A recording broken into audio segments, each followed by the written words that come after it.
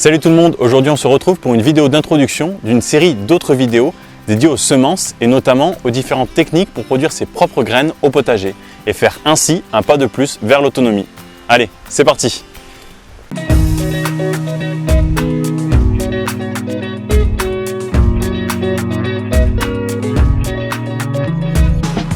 Donc comme je vous l'ai expliqué, cette vidéo est une introduction à l'autonomie semencière. Ainsi, je vais vous exposer les quelques principes de base pour y parvenir et vous en parler de façon très générale et théorique. Tout d'abord, il faut savoir que faire ses propres semences offre bon nombre d'avantages. En effet, étant donné qu'on les récupère sur des plantes que l'on aura nous-mêmes cultivées, on peut espérer qu'elles produisent d'année en année des plantes de plus en plus adaptées à notre terrain, à notre climat et à notre façon de jardiner.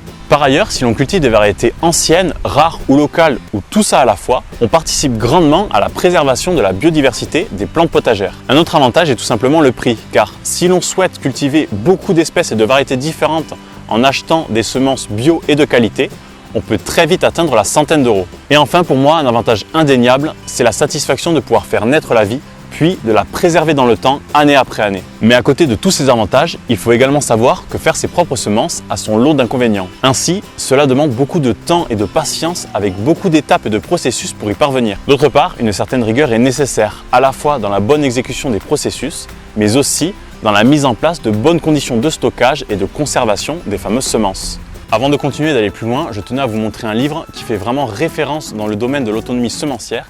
Il s'agit de Semences de Cocopelli. C'est un ouvrage super avec de belles illustrations dans lequel on retrouve énormément d'espèces et de variétés différentes et qui nous explique de façon très détaillée comment en obtenir les meilleures semences. Et donc bien évidemment, cet ouvrage me servira de référence pour toute la série de vidéos que je vais consacrer à ce sujet. Maintenant, je vais vous expliquer un peu comment fonctionne la reproduction et donc la création de semences pour les légumes du potager. Ainsi, pour que cela se fasse, il faut tout simplement que du pollen libéré par les organes mâles atterrisse sur les organes femelles. On dit alors qu'il y a fécondation et on obtiendra par la suite des semences viables. Il faut savoir qu'il y a deux types de fécondation. L'autofécondation, c'est-à-dire la pollinisation de l'organe femelle par les organes mâles d'une même plante, et la fécondation croisée, c'est-à-dire la pollinisation de l'organe femelle par les organes mâles d'une autre plante. Une autre chose importante à savoir au sujet de la fécondation, c'est qu'elle ne peut avoir lieu qu'entre deux individus de la même espèce. Ainsi, contrairement à ce que l'on peut entendre, un melon, qui est défini comme étant l'espèce Cucumis melo, ne peut pas se croiser avec un concombre, qui est quant à lui un Cucumis sativus. Tandis qu'à l'inverse, une courgette et un pâtisson, qui sont tous deux des Cucurbita pepo,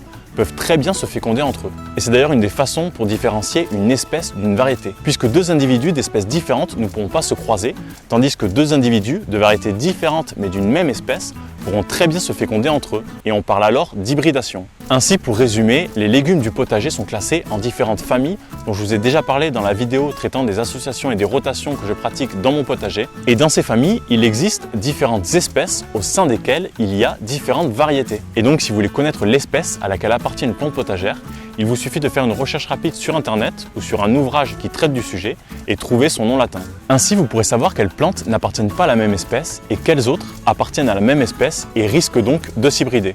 Alors il faut également savoir que lorsque l'on fait des semences, on cherche à conserver la pureté variétale d'une plante et donc à éviter les hybridations, sous peine de quoi on pourrait se retrouver avec des plants de légumes qui ne donnent absolument pas la production espérée, que ce soit au niveau de la quantité, de l'aspect, du calibre ou du goût, et qui risqueraient de dégénérer et ainsi de n'avoir plus aucun intérêt au potager. Et c'est l'un des aspects que je vais aborder dans cette série de vidéos dédiées à l'autonomie semencière, à savoir comment obtenir des semences ayant gardé leur pureté variétale et donc comment faire en sorte qu'il n'y ait aucun risque d'hybridation entre deux variétés d'une même espèce. À présent, je vais vous partager quelques principes de base en ce qui concerne la récolte et le stockage des semences. Donc en ce qui concerne la récolte, une chose importante à faire lorsque c'est possible, c'est de choisir les plus belles graines sur les plus beaux fruits, sur les plus beaux pieds, afin d'éviter tout risque de dégénérescence. Ensuite, si on veut maintenir une bonne stabilité variétale d'une plante, il est important de choisir des porte-graines ayant les mêmes caractéristiques que la variété en question. Par exemple, pour la variété noire de Crimée, il faut choisir des fruits légèrement côtelés et aplatis, de couleur rouge-brun avec du vert autour du pédoncule